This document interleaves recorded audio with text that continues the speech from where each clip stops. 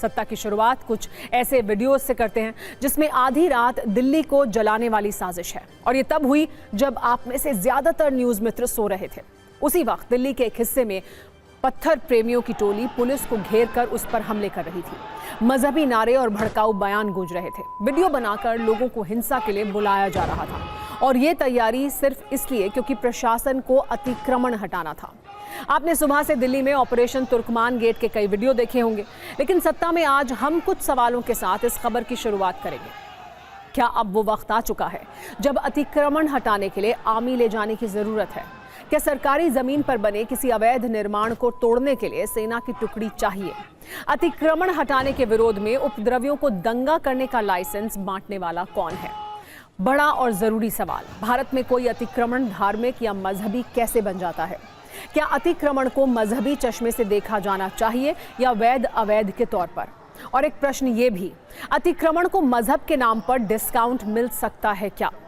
ये सवाल उन दंगा प्रेमियों और अफवाहों के साथ उन्हें हिंसा के लिए रिचार्ज करने वाले लोगों से, जिन्होंने कल रात अवैध अतिक्रमण हटाने जाने के विरोध में दिल्ली को जलाने की बड़ी तैयारी की थी। पहले उसके 5 सबूत देखिए।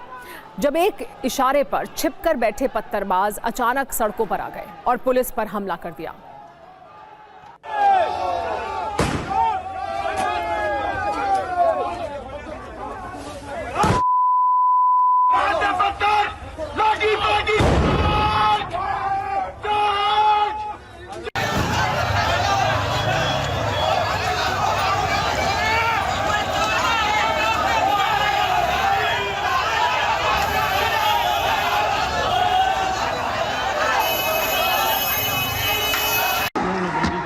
तेरी कसम वो भाग भाई वाह, जवाब नहीं।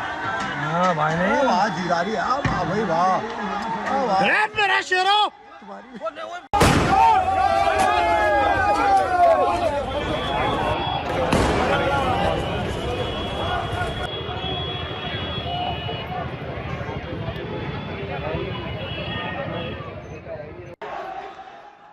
अब आपको दिल्ली को जलाने वाले कीवर्ड्स भी दिखाते हैं। कैसे वीडियो बनाकर तुर्कमान गेट के पास भीड़ बुलाई गई, मजहब के नाम पर आग लगाई गई। तुर्कमान गेट इलाके में फैज़े इलाही मस्जिद के पास अवैध निर्माण हटाया जाना था। 32 बुलडोजर 50 डंपर के साथ पुलिस एमसीडी की टीम पहुंच चुकी थी। कार्रवाई शुरू होने वाली थी। इससे पहले खालिद मलिक और सरफराज मियां जैसे लोगों ने वीडियो बनाए, जिसमें लोगों से तुर्कमान गेट इलाके में मस्जिद के पास पहुंचने की अपील की गई और ये कहा गया कि इनकी रात काली कर दो। वीडियो में अफवाह फैलाई गई कि पुलिस प्रशासन वहां फैज़े इलाही मस्जिद को गिराने आया है। वीडियो में मुसलमानों के साथ जुल्म वाली जहरीली लाइनें बोली गईं और ये कहा गया कुछ भी हो जाए मस्जिद नहीं टूटने देना है। फिर जब वहां बड़ी संख्या में लोग पहुंच गए तो पत्थरबाजी शुरू हुई। अब वो वीडियो देखिए, एक चेहरा पहचानिए। इसमें अफवाहबाजों की पूरी पिक्चर है।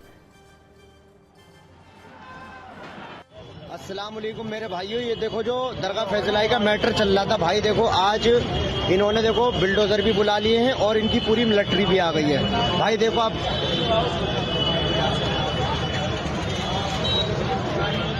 ये देखो हज मंजिल है तुर्कमान गेट पे।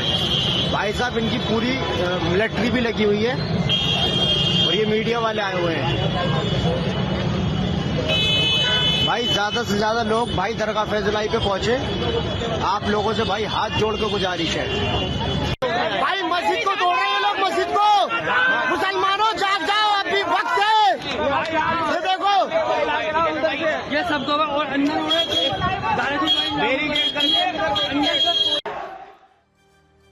इस एक वीडियो के बाद दिल्ली में आग लगाने वाले वीडियो की सप्लाई अचानक से तेज हो गई। दंगाई अपने बिलों से बाहर निकलने लगे और अफवाह फैलाने लगे। 2 और वीडियो देखिए। अभी आपने देखा होगा तुर्कमान गेट की तरफ कर्फ्यू लगा रखा है इन्होंने। वो कर्फ्यू इस वजह से लगा रखा है कि ये बिल्डोजर से मस्जिद को तोड़ सके। मैं आपको दिखाता हूँ कि कितने सारे बिल्डोजर आए हुए हैं मस्जिद को तोड़ने के लिए। ये देखो, ये 1 2 3 क्रेन आई हुई है, ये 4 5, इसके पीछे 6 7 8 9, ये 10, ये 11, ये 12 13 14 15 16 17 18 19, ये क्रेन 20 होगा। ये क्रेन और 4 पीछे भी आ रही है, और ये क्रेन आ रही है मलबा उठाने के लिए। 20 तो ऐसे ही हो गई है, और ये देखो आगे भी बिल्डोजर है 4 और, ये देख लो 4 ये है। मेरे भाइयों, घर पे बैठने से कुछ नहीं होगा। घर से निकलो, दरगाह फैसला के बाहर आओ, पूरी रात काली करो, मस्जिद को कुछ होने नहीं दे। सब अपने दुकानें बंद करके सब बंद करके आइए इधर। ये देखिए मुसलमानों का क्या हाल है। सब अपने दुकानें बंद करके सब बंद करके आइए इधर। ये देखिए मुसलमानों का क्या हाल है। जब ये वीडियो वायरल हो गए, बड़ी संख्या में लोग वहां पहुंच गए, तो पुलिस पर हमला किया गया। ये सब कुछ करीब आधे घंटे तक चलता रहा। हालांकि बाद में पुलिस ने पत्थरबाज गैंग को खदेड़ दिया और फिर बुलडोजर एक्शन भी शुरू हुआ।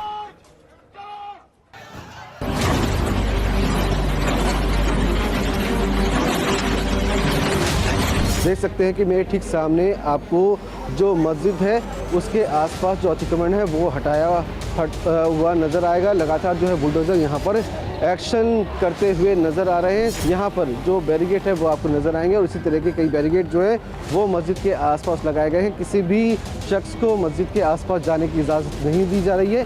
बुलडोज़र की कार्रवाई जो है वो साफ नज़र आएगी। जो अतिक्रमण का हिस्सा था, देख सकते हैं तस्वीरों में कि वो पूरी तरह से हटाया जा रहा है। इसी तरह के तकरीबन 20 बुलडोज़र जो हैं वो यहाँ पे अतिक्रमण हटाने के लिए पहुँचे हुए हैं। काफ़ी तादाद में ट्रक जो है मलबा हटाने के लिए यहाँ पर आए हुए हैं। एमसीडी के डेमोलिशन शुरू होने के पहले 100-150 के आसपास लोग इकट्ठा हुआ। फिर इनसे हमने बात की। बात करने के बाद बहुत सारे लोग चले गए। फिर भी थोड़ा लोगों ने इधर कोई प्रॉब्लम क्रिएट करने की कोशिश की। उसमें थोड़ा पत्थरबाजी भी हुई। तो पत्थरबाजी में 5 पुलिस कर्मियों को माइनर इंजरीज हुआ। अब ये समझिएगा, असल में पुलिस प्रशासन तुर्कमान गेट इलाके में 32 बुलडोजर और 50 डंपर लेकर क्यों गया था, और क्या अफवाह फैलाकर दिल्ली को जलाने की तैयारी थी। जो फैज़े इलाही मस्जिद है उसके पास अवैध बारात घर को तोड़ना था, लेकिन वीडियो में बताया गया कि पुलिस वाले मस्जिद तोड़ने आए हैं। मस्जिद के पास कुछ अवैध दुकानें थीं जिन्हें मिट्टी में मिलाया जाना था, लेकिन झूठ ये फैलाया गया कि फैज़े इलाही मस्जिद को गिराने की तैयारी है, जबकि गिराई जानी थी मस्जिद के पास अवैध तरीके से बनाई गई एक डिस्पेंसरी। ये सब अवैध था। इसके लिए एमसीडी पहले नोटिस दे चुकी थी। मामला कोर्ट तक भी गया था, जहां मस्जिद कमेटी की हार हुई। मतलब एक्शन हाई कोर्ट के आदेश पर हुआ, बावजूद इसके हिंसा की गई। हालांकि वहां बुलडोजर ने बाद में अवैध निर्माण को ध्वस्त किया, और रात 1:30 बजे शुरू हुई ये कार्रवाई सुबह 7 बजे तक चलती रही। वैसे बुलडोजर एक्शन के बाद अब उन दंगाइयों पर पुलिस का एक्शन भी शुरू हो चुका है, जिन्होंने अफवाह का पेट्रोल डालकर तुर्कमान गेट पर आग लगाई।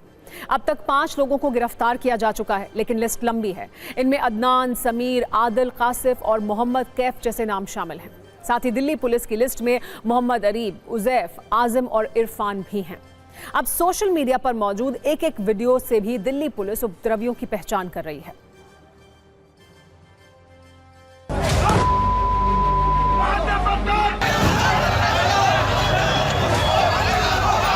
जो कोर्ट ये कह रहे थे हम बस ये हिस्सा तोड़ेंगे, तो इन्होंने तो वो भी हिस्सा तोड़ दिया। जो ऑर्डर नहीं थे वो भी हिस्सा तोड़ा इन्होंने। रात में आंसू के छोड़ के फायदा उठाया, पब्लिक को भगाया और काम दिखा दिया सारा उन्होंने। और ये पत्थरबाजी कह रहे हैं, पत्थरबाजी भी इन्हीं के लोग थे। हाँ, यहाँ कौन लोग थे? ड्रेस में थे? कौन थे? अब वो यही बताएंगे कौन सा ड्रेस में थे। दूसरी बात ये है कि हमारे जो लोग यहाँ थे, जो कागज मांग रहे थे, कोर्ट के कागज दिखाइए आप, ये वो दिखाइए जो तुम्हारे पास ऑर्डर हो, तो वो उन लोगों को भी जेल में पकड़ के बंद कर दिया। मुसलमान की सूरत देखी और पत्थरबाजी चिपका दी इसके साथ। इल्जाम लगाया ये इल्जाम हमेशा से लग रहा है, यूपी से लगते लगते दिल्ली तक आ गया।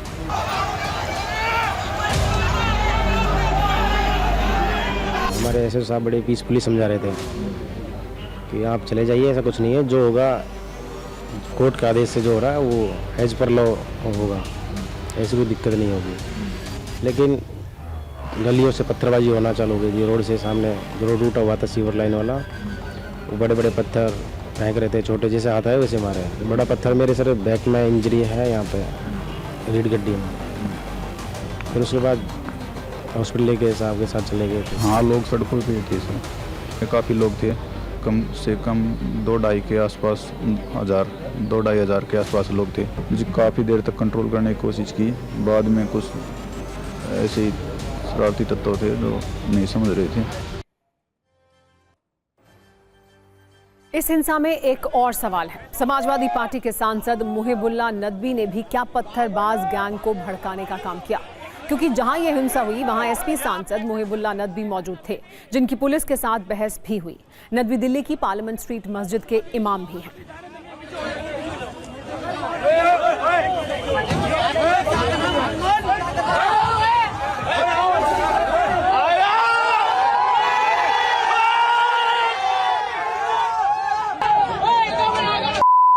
भाई ये पेज लाइए, यहाँ पे उन्होंने आतंक मचा रखा है। इमाम साहब को अंदर नहीं जाने दे रहा हमारे, ये भी सांसद है।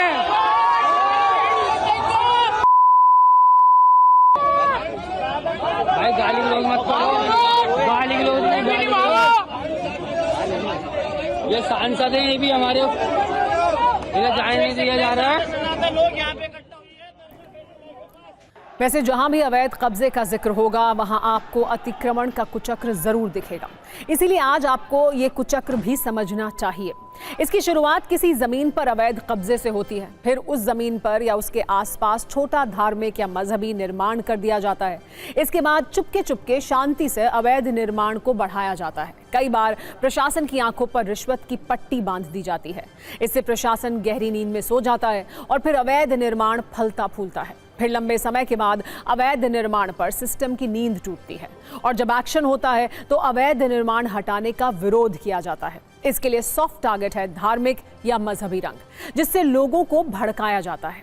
कई बार वोट बैंक की चाहत में अतिक्रमणकारियों को स्थानीय नेताओं का समर्थन भी मिलता है, लेकिन जब आखिर में प्रशासन सख्ती करता है तो उस पर पत्थरबाजी की जाती है और अतिक्रमण हटाने के विरोध में हिंसा और दंगा फैलाया जाता है।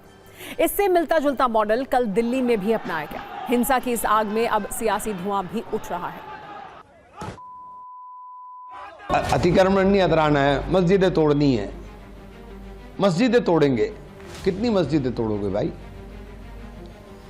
अतिक्रमण के नाम पर आप मस्जिदों को तोड़ोगे, मदरसों के ऊपर बुलडोजर चलाओगे। यही तो देश में चल रहा है। आप इससे नफरत फैलाते हो, आप इससे नफरत फैला करके अपना राजनीतिक एजेंडा चलाते हो, क्योंकि आपके पास आप में इतना दम तो है नहीं कि बांग्लादेश में हिंदुओं का कत्ल हो रहा है उनको जवाब दे दो। कुछ असामाजिक तत्वों ने उसके खिलाफ प्रदर्शन करते हुए पथराव किया, जो गलत है। कानून सम्मत तरीके से हो रहे काम को रोकना ठीक नहीं है, और जिन्होंने इसे रोका है और पथराव किया है उनके खिलाफ कानून सम्मत कार्रवाई की जाएगी। पहचान की जा रही है, 5 लोग गिरफ्तार भी हुए हैं। सत्ता में अब बात करते हैं जम्मू के श्री माता वैष्णो देवी मेडिकल कॉलेज पर छिड़े महाक्लेश की, जिसमें हिंदू मुस्लिम चिंगारियां हैं। सरकार से सवाल है, विरोध है, बहस है, राजनीति है। सत्ता के सभी न्यूज मित्रों को 6 सवाल और जवाब से पूरी कहानी आइए समझाते हैं। आपको बताते हैं कि आखिर श्री माता वैष्णो देवी मेडिकल कॉलेज को लेकर चल क्या रहा है, कैसे ये मामला सियासी मुद्दा बनता जा रहा है। आज की खबर यह है कि जम्मू स्थित श्री माता वैष्णो देवी मेडिकल कॉलेज की MBBS वाली मान्यता रद्द कर दी गई है, और आसान शब्दों में समझिए तो 1 महीने के अंदर मान्यता छीन ली गई है।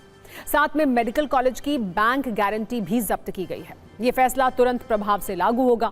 आपके मन में प्रश्न उठेगा कि ये फैसला किसने लिया है? नेशनल मेडिकल कमीशन के MARB यानी medical assessment and rating board ने MBBS कोर्स की अनुमति वापस ले ली है। अगला सवाल यह है कि फैसला क्यों लिया गया। इसकी विस्तृत जानकारी आगे हम आपको देने वाले हैं। एक वाक्य में आप ये समझिए कि नेशनल मेडिकल कमीशन ने ये कहा है कि मेडिकल कॉलेज ने मानकों का उल्लंघन किया है। एक प्रश्न स्वाभाविक रूप से आपके मन में ये आएगा कि जो छात्र एडमिशन ले चुके हैं उनका क्या होगा? इसका जवाब यह है कि दाखिला ले चुके छात्रों को दूसरे कॉलेज में शिफ्ट किया जाएगा, मतलब मान्यता प्राप्त दूसरे मेडिकल कॉलेज में एडजस्ट किया जाएगा। दरअसल शैक्षणिक सत्र 2025-26 के लिए श्री माता वैष्णो देवी मेडिकल कॉलेज को 50 MBBS सीटों की अनुमति दी गई थी, जो अब छीन ली गई है। इस कहानी का सबसे विवादित और चिंगारियों वाला एंगल यह है कि हिंदू मुस्लिम वाला विवाद भी हुआ था। 2025-26 के पहले बैच में कुल 50 में से 42 मुस्लिम छात्रों के नाम लिस्ट में थे। सीट अलॉटमेंट लिस्ट में सिर्फ 7 हिंदू 1 सिख छात्र था। इसका विरोध कई हिंदू संगठनों ने किया था। हिंदू संगठनों ने मेडिकल कॉलेज पर सीट बंटवारे में भेदभाव के आरोप लगाए थे। हालांकि नेशनल मेडिकल कमीशन का साफ-साफ शब्दों में यह कहना है कि यह फैसला सिर्फ और सिर्फ मानकों के उल्लंघन के आधार पर लिया गया है। आपको बता दें, हिंदू संगठनों ने ये मांग की थी कि जब कॉलेज माता वैष्णो देवी के भक्तों के चढ़ावे से चलता है तो इसमें हिंदू छात्रों को प्राथमिकता मिलनी चाहिए। मतलब ज्यादा से ज्यादा हिंदू छात्रों को जगह देनी चाहिए।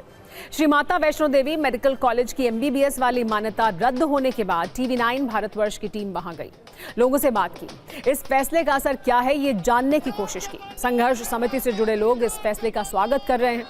आज हम आपको हिंदू संगठनों के विरोध प्रदर्शन वाली पुरानी तस्वीर भी दिखा रहे हैं, जब उन्होंने हिंदू छात्रों की अनदेखी के आरोप लगाए थे। एडमिशन लिस्ट तुरंत रद्द करने की मांग भी की गई थी। ढोल की थाप पर जयकारा लगाते और नाचे गाते ये संघर्ष समिति के वो लोग हैं जो पिछले करीबन 1 महीने से लगातार माता Vaishno Devi university medical excellence में जो 42 मुस्लिम बच्चों का एडमिशन हुआ था उसके खिलाफ आवाज उठा रहे थे।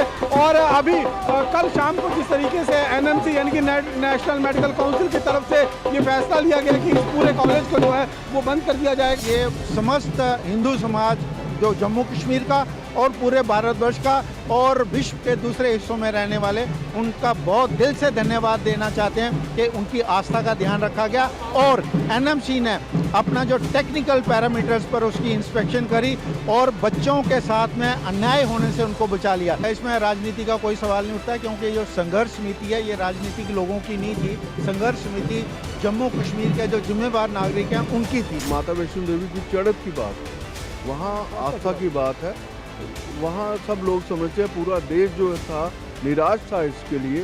और मैं समझता हूँ सेंट्रल गवर्नमेंट ने एक जल्दी फैसला लिया। उन्होंने जल्दबाजी के अंदर पहले ही बच्चे अपने सेलेक्ट किए हुए थे, उनको पहले ही बताया हुआ था कि, और उनकी एक लिस्ट आई और उन्होंने फटाफट पैसे जमा करा दिए। और उसके अंदर जो एक ही वर्ग, मैं कहूँगा एक ही धर्म से जो लोग आए, उससे एक जो हिंदू जो हमारे सनातन के मानने वाले लोग थे उनको आस्था को बड़ा ठेस पहुँचा। तो हिंदू संगठनों ने विरोध किया और इस पर सियासत भी हुई। लेकिन नेशनल मेडिकल कमीशन का तर्क यह है कि श्री माता वैष्णो देवी मेडिकल कॉलेज में एडमिशन पूरी तरह नीट मेरिट के आधार पर हुए थे। इसमें कोई अनियमितता नहीं मिली थी। इस फैसले का आधार मानकों का उल्लंघन है। आपको बता दें कि NMC की टीम ने 2 जनवरी 2026 को कॉलेज का औचक निरीक्षण किया था, जिसके बाद ये रिपोर्ट दी गई। आपको बताते हैं कि इस रिपोर्ट में क्या है। रिपोर्ट में पहली बड़ी बात यह है कि कॉलेज में शिक्षकों की संख्या करीब 39% कम थी। ट्यूटर, डेमोन्स्ट्रेटर और सीनियर रेजिडेंट डॉक्टर भी मानक संख्या से 65% कम मिले। मरीजों की संख्या भी निर्धारित मानकों से काफी कम थी। उदाहरण के साथ बताया गया कि एक दिन दोपहर 1 बजे तक OPD में सिर्फ 142 मरीज थे, जबकि मानक के अनुसार कम से कम 400 मरीज होने चाहिए थे। रिपोर्ट के अनुसार अलग अलग पुरुष और महिला वार्ड भी नहीं थे। अस्पताल में सिर्फ 45% बिस्तर भरे हुए थे, जबकि बिस्तरों की औसत भरी हुई स्थिति का मानक 80% है। ICU में भी सिर्फ 50% बेड ऑक्यूपेंसी थी। कई विभागों में रिसर्च लैब नहीं थी, ये भी रिपोर्ट में कहा गया है। इन्हीं मानकों के आधार पर मान्यता रद्द करने का फैसला लिया गया है। लेक्चर थिएटर मानकों के अनुरूप नहीं थे। लाइब्रेरी में सिर्फ 744 किताबें थीं। मानक के अनुसार 1500 किताबें होनी चाहिए। केवल 2 ऑपरेशन थिएटर काम कर रहे थे। मानक के अनुसार कम से कम 5 ऑपरेशन थिएटर होने चाहिए थे। Based on this particular report, we realized that there were gross shortcomings, and hence the National Medical Commission has decided to withdraw the LOP. We are very sure that eventually none of the students will suffer, and we take responsibility from the NMC side that this will not compromise the students who already got admitted. It will not compromise their rights and their stand to continue their study as a medical undergraduate. शैक्षणिक कमियां, सुविधाओं की कमियां एक पहलू जरूर है, लेकिन श्री माता वैष्णो देवी मेडिकल कॉलेज में एडमिशन विवाद सियासत और आस्था की बहस का मुद्दा बन गया है। एक पक्ष का कहना है कि धर्म के नाम पर बांटने वाली सियासत हो रही है, दूसरे का कहना है कि दबाव में ये फैसला लिया गया है। आप देखिए कैसे एक मेडिकल कॉलेज की MBBS मान्यता पर सियासी तीर चल रहे हैं। ये बीजेपी आज खुशियां न मनाए बल्कि उनको ब्लैक डे मनाना चाहिए जम्मू सूबे के इतिहास में, क्योंकि जम्मू के साथ आज बीजेपी ने एक बहुत बड़ी डिस्क्रिमिनेशन की है और आने वाली नस्लें बीजेपी को सवाल पूछेंगी कि बताओ आपने माता वैष्णो देवी जो मेडिकल कॉलेज था वो क्यों बंद कराया। बांटने वाली जो सियासत इस पे चल रही थी, वो विवाद इस पे पिछले 1-2 महीने से जो चल रहा था वो थम गया।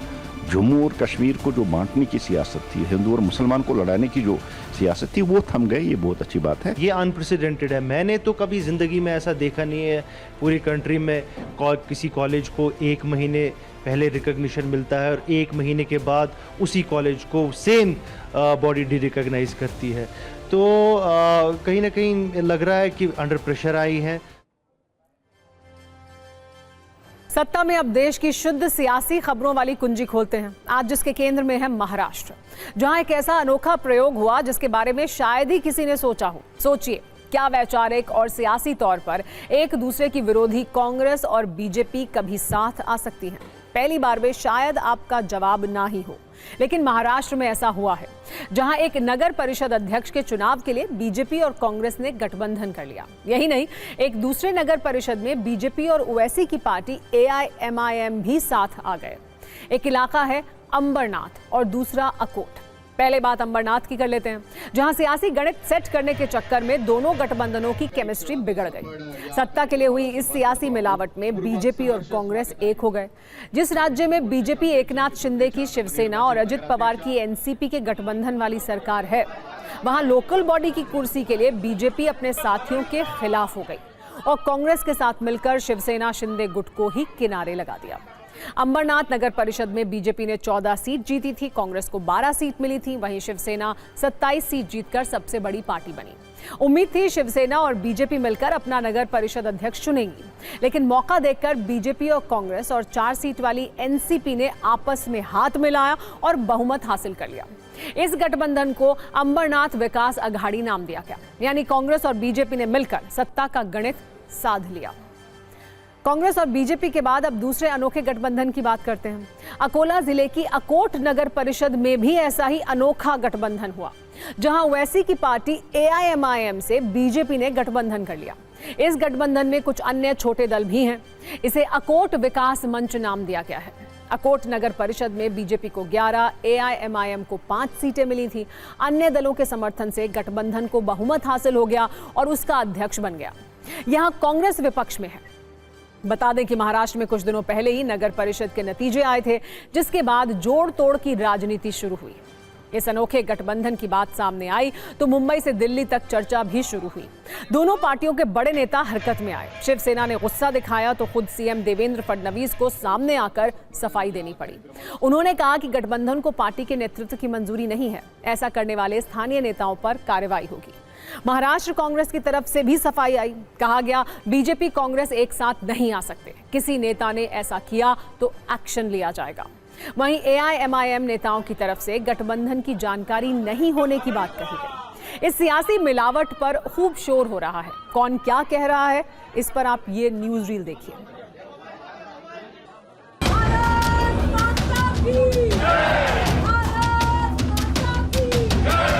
महाराष्ट्र में बीजेपी वाले कांग्रेस के साथ अलायंस कर रहे हैं। तो मैंने कहा ना, ये 2 मुंह वाले डबल स्टैंडर्ड लोग हैं, उनके ऊपर विश्वास मत रखो। इमिजिएट माझे जे प्रभारी आहे त्यांना सांगितलं मला लिहित मध्ये तुम्ही 10 मिनिटांमध्ये पाठवा करके, तो 10 मिनिटांमध्ये आपल्याला। हमारा उनके साथ कोई गठबंधन का सवाल ही नहीं होता।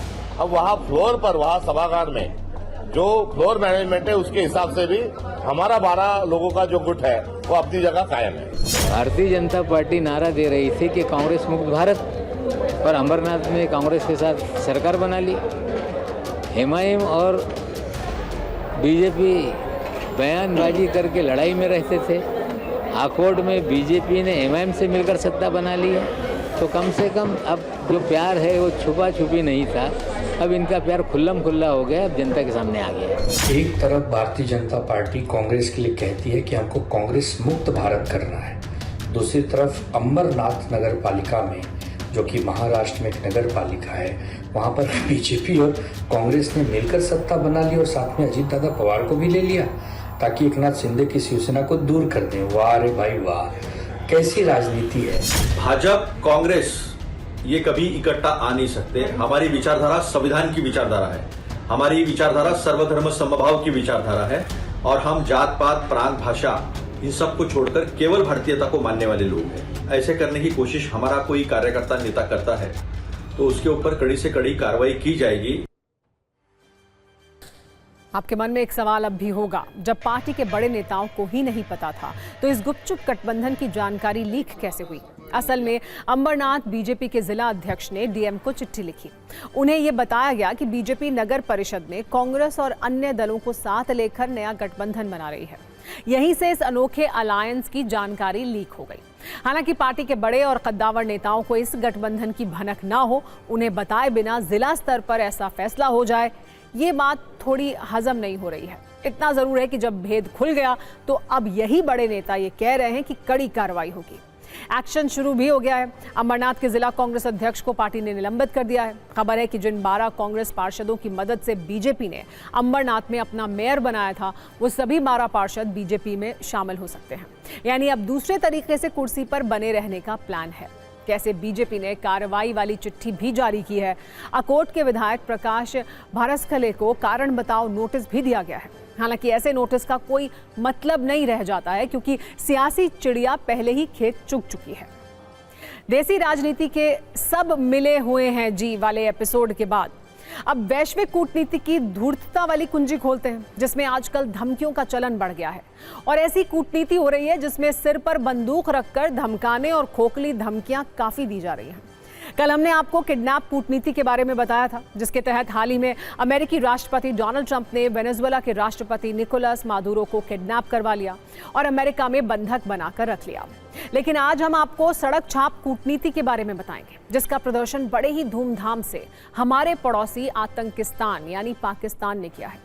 पाकिस्तान की तरफ से एक प्रेस कॉन्फ्रेंस की गई, जिसमें उसने अपने पड़ोसी देशों के लिए जिस भाषा का इस्तेमाल किया वो 100% घटिया और सड़क छाप है। आज सत्ता में हमने अपने न्यूज मित्रों के लिए इसी सड़क छाप भाषा पर एक कुंजी तैयार की है, जिसे देखने के बाद आप ये समझ पाएंगे कि एक देश को क्या नहीं करना चाहिए। दरअसल कल पाकिस्तान के DGISPR लेफ्टिनेंट जनरल अहमद शरीफ चौधरी ने एक प्रेस कॉन्फ्रेंस की। इसमें उन्होंने कुछ सोशल मीडिया हैंडल्स के हवाले से ऐसा दावा किया कि 2026 में भारत और अफगानिस्तान दोनों पाकिस्तान पर हमला करने वाले हैं। उन्होंने इस हमले का जवाब देने की बात कही और ये भी कहा कि भारत और अफगानिस्तान को मजा ना कराया तो पैसे वापस। ऐसी भाषा अक्सर आपने लफंगों और असामाजिक तत्वों के मुंह से सुनी होगी, लेकिन किसी देश की सेना के प्रवक्ता की ऐसी भाषा शायद इससे पहले आपने न सुनी हो। एक बार इनकी बात सुनिए। इनका लहजा बता रहा है कि इनकी हालत बिगड़ी हुई है। किसी देश की प्रोफेशनल सेना तथ्यों और नीतियों पर बात करती है, लेकिन पाकिस्तानी सेना के प्रवक्ता का लहजा पूरी तरह से सड़क छाप था। भारत अफगानिस्तान के गठजोड़ की बात करते हुए उन्होंने कोई तथ्य नहीं दिया, बल्कि भारतीय पत्रकारों के कुछ सोशल मीडिया पोस्ट दिखाए और उन्हें रॉ का एजेंट कह दिया। वैसे सेना के अधिकारियों को गंभीर और तथ्यों पर बात करने वाला माना जाता है, लेकिन पाकिस्तान में शायद ये रिवाज नहीं है। इसीलिए वो अपने प्रोपेगेंडा के दौरान पत्रकारों को रॉ का एजेंट कहने लगे। ऐसी सड़क छाप बातें करते करते पाकिस्तानी सेना के प्रवक्ता लेफ्टिनेंट जनरल अहमद शरीफ चौधरी ने वो बात भी कबूल ली जो अब तक वो सरेआम नहीं कह पा रहे थे। उन्होंने कल की प्रेस कॉन्फ्रेंस में ये माना कि ऑपरेशन सिंदूर के दौरान भारत के हमले में पाकिस्तानी आतंकवादी मारे गए थे। हालांकि उन्होंने उसे मासूम पाकिस्तानी बताया। साथ ही ये भी कहा कि पाकिस्तान अपने नागरिकों की हत्या करता है। DGISPR ने कहा कि ऑपरेशन सिंदूर के दौरान भारत ने पाकिस्तानी नागरिकों को मारा, लेकिन हमने अफगानिस्तान बॉर्डर पर अफगानियों को नहीं बल्कि अपने पाकिस्तानी नागरिकों को ही मारा है। इसलिए अफगानिस्तान पाकिस्तान पर हमले का अधिकार नहीं रखता है। दुनिया में ऐसा शायद ही कभी हुआ हो कि किसी देश की सेना का कोई प्रवक्ता ऐसे कबूल कर रहा है कि हाँ, वो अपने निर्दोष और निहत्थे नागरिकों को मारता है, उनका खून बहाता है। लेकिन पाकिस्तान की सेना ने ये माना है। कहते हैं कि दोस्त ही नहीं दुश्मन भी स्तर का होना चाहिए, ताकि टकराव में भी एक गरिमा बनी रहे। दुर्भाग्य से भारत के मामले में ये संतुलन भौगोलिक ही नहीं बौद्धिक रूप से भी बिगड़ गया है। पड़ोसी देश पाकिस्तान की गतिविधियां शत्रुतापूर्ण तो हैं, लेकिन उनका स्तर इतना गिर चुका है कि उसे गंभीर अर्थ में दुश्मन कहना भी कभी कभी असहज लगता है। राजनीतिक नेताओं की गैर जिम्मेदाराना बयानबाजी को तो राजनीति की पुरानी बीमारी मानकर नजरअंदाज किया जा सकता है, लेकिन जब किसी देश की सेना का आधिकारिक प्रवक्ता सड़क छाप और अमर्यादित भाषा पर उतर आए तो सवाल केवल भाषा का नहीं, मानसिक संतुलन का भी खड़ा होता है। सेना किसी देश के अनुशासन और विवेक की प्रतीक होती है, और जब वही संयम खो दे तो हालत गंभीर हो जाती है। वैसे पाकिस्तानी आर्मी के प्रवक्ता की सड़क छाप भाषा का एक माइल्ड और सोफिस्टिकेटेड अंग्रेजी वर्जन भी है जो अमेरिका में है। वो है किडनैपिंग कूटनीति के जनक अमेरिका के राष्ट्रपति डोनाल्ड ट्रंप। राष्ट्रपति ट्रंप बंद कमरे के भीतर होने वाली कूटनीतिक बातचीत को अपने पक्ष में प्रचारित करने के लिए कुख्यात रहे हैं। अपनी ताकत के बल पर वो अपने दोस्तों का मजाक उड़ाते हैं और दुश्मनों को धमकी देते हैं। इसका एक प्रदर्शन उन्होंने कल फ्रांस के राष्ट्रपति इमैनुअल मैक्रों का मजाक उड़ाकर किया। ट्रंप ने कहा कि उन्होंने फ्रांस को अमेरिका में आयात होने वाली सभी फ्रांसीसी दवाओं पर टैरिफ बढ़ाने की धमकी दी थी। पहले तो उन्होंने ये मानने से इनकार कर दिया, बाद में अल्टीमेटम देने पर घुटने टेक दिए। मैक्रों ने कहा कि डोनाल्ड, आपकी डील मुझे मंजूर है। मैं अपनी दवाओं की कीमतें 200% या उससे भी ज्यादा बढ़ाने के लिए तैयार हूं। डोनाल्ड, आप जैसा चाहें कर सकते हैं, लेकिन मैं आपसे विनती करता हूं कि इस बारे में जनता को कुछ मत बताइएगा। टूटा बच चुका है, यानी सत्ता में आज का वक्त खत्म हो गया है। सत्ता में सभी न्यूज़ मित्रों को मेरी अपील यह है कि वो सत्ता की न्यूज़ रील्स की ज़्यादा से ज़्यादा शेयर करें। लेकिन अब वक्त है Realme 16 Pro सीरीज़ के बारे में बात करने का।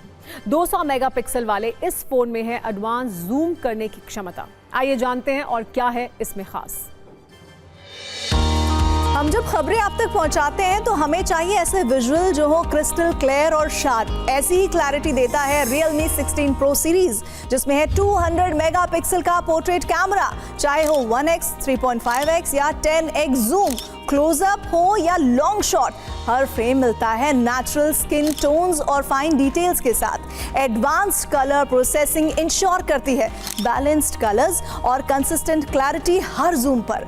Perfect at every zoom. इसीलिए अगर आप अपनी जिंदगी के मोमेंट्स क्लियर और डिटेल के साथ कैप्चर करना चाहते हैं तो Realme 16 Pro सीरीज हो सकती है एक स्मार्ट चॉइस।